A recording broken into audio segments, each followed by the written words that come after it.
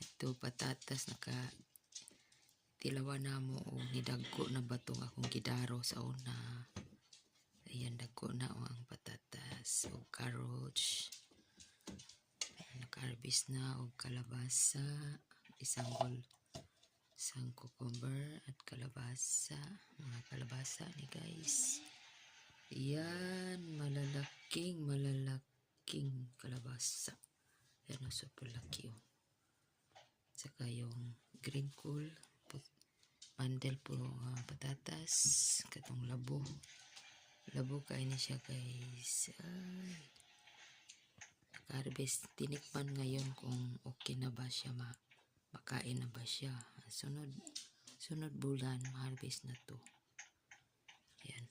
Yung mga tanim ng aking asawa, lumalaki na. Naka-harvest na.